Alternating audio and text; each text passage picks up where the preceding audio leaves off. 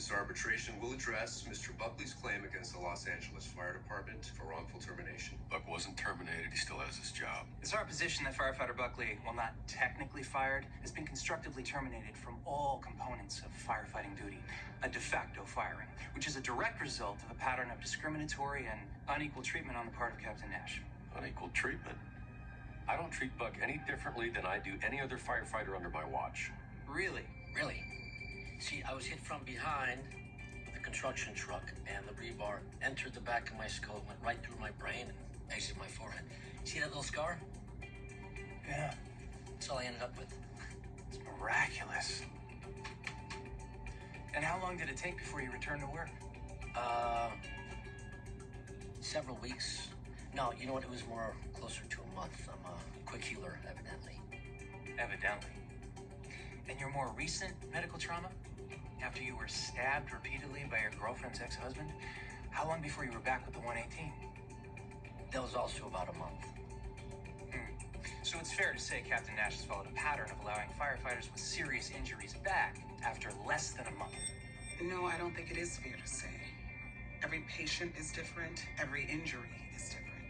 The blood thinners that Buck has to take right now makes it very dangerous for him to be in the field. Tell me, do you recognize this brochure? Yes. Can you tell us what it is?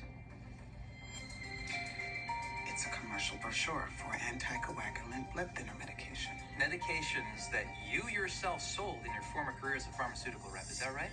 Yes. And in your sales pitch to your doctor clients, was it your contention that these medications would allow patients to resume their normal lives? I was a sales rep, not a doctor. But you were a field medic. Doesn't qualify me to comment on Buck's medical status. Does make me understand the chain of command. When the cap says he's not ready, he's not ready. Were you ready, firefighter Diaz, to return to work after your wife's death? That's my business. It's also your captain's business. He never suggested you take some time, see a counselor? He wasn't there at the time. Because he'd been suspended.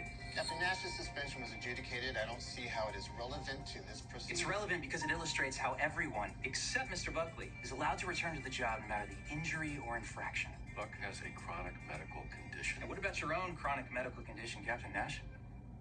I believe the National Institute of Health classifies alcoholism as a chronic brain disease. I'm clean and sober. You are now, and you were before. But isn't it true that just about a year and a half ago, you did have a relapse? I did. After the Liberty jet crash, I drank. I was not on duty. But it was you and Mr. Buckley who found Bobby passed out in his apartment. Yes. That happened. I did not know about that. That was before I got here. You asked my client for his help that day. That's exactly what he did, without hesitation. He helped you get sobered up, and then you returned to your full duties as captain of the 118. Yes, that's all true. So isn't the only difference between your off-duty relapse and Mr. Buckley's is that he actually did everything in his power to help you return to your job?